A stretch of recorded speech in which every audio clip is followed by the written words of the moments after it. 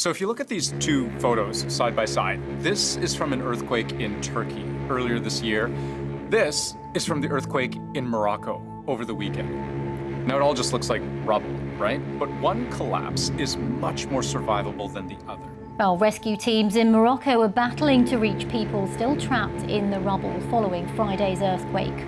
Nearly 2,500 people are known to have died. A magnitude 6.8 earthquake is massive, but Morocco's earthquake was made worse because of the remoteness of where it hit and what it hit.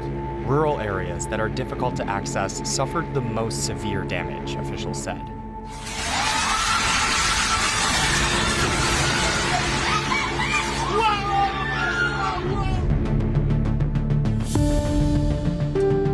When we think about homes in Canada or the United States, we often think of what? Concrete foundations, wood frames, brick exteriors. In Morocco, especially as you leave the major cities and into more rural areas, homes look more like this. These buildings are very different from what we see in the United States.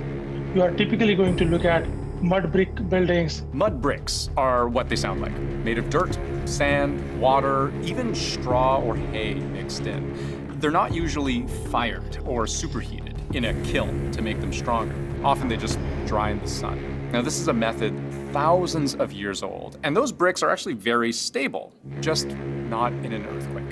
Many homes were destroyed, built of mud bricks and timber. الدار مشات وجات واحد الضربة واعرة بنادم كل شيء دخلها أنا قلت ما فهمت والو ما. Besides the risk of collapse, another problem with mud bricks is what the wreckage ends up looking like. Everything, all of the bricks, the stone, the mortar, it all just crumbles onto itself. And you're left with a massive pile of earth. Deadly, inescapable, because there's less room underneath to breathe. This kind of collapse causes greater air tightness due to the types of material like mud brick.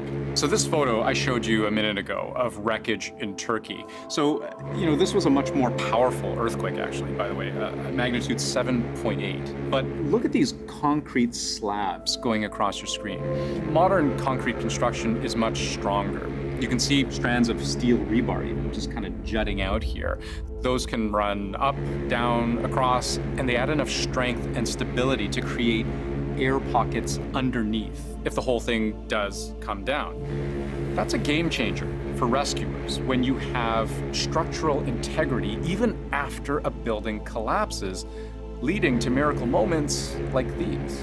Surrounded by destruction, a miracle. It's a baby born in the ruins, a boy. His mother gave birth after the building she lived in collapsed. But in so many parts of Morocco, where entire villages are just leveled, 36 hours after the event, finding survivors under the ruins is getting rarer. This restaurant behind me was badly damaged by the earthquake on Friday night, but it only actually collapsed hours and hours later. Within about 20 to 30 minutes of the initial quake, there was an aftershock, a magnitude 4.9, according to the US Geological Survey.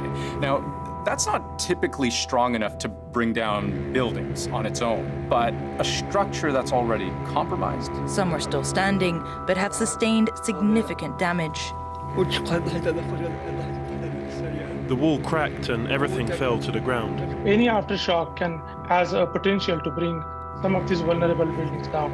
Like I said, magnitude 6.8 can have a number of aftershock. That activity could continue for days and weeks. Think about that. Aftershock activity can continue for days and weeks. Constant reminders of the danger even someone who has survived may still be in. This mother of two young children is not sure what to do, saying the quake destroyed her home and badly injured her husband, who is the family's sole provider. Was Morocco ready for this? The deadliest earthquake in modern Moroccan history was in 1960. Technically a much weaker earthquake, a 5.8, which is about 30 times weaker. But 12,000 people died.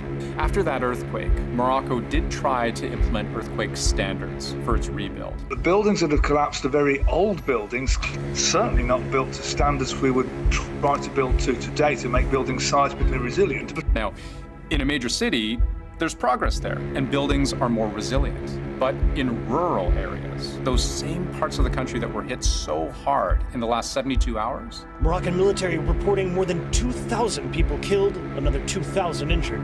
The numbers have been climbing all day, and they will probably continue to grow as first responders pull more bodies from ruined homes. It is clear from the devastation that infrastructure and construction in rural Morocco was no match for what hit it.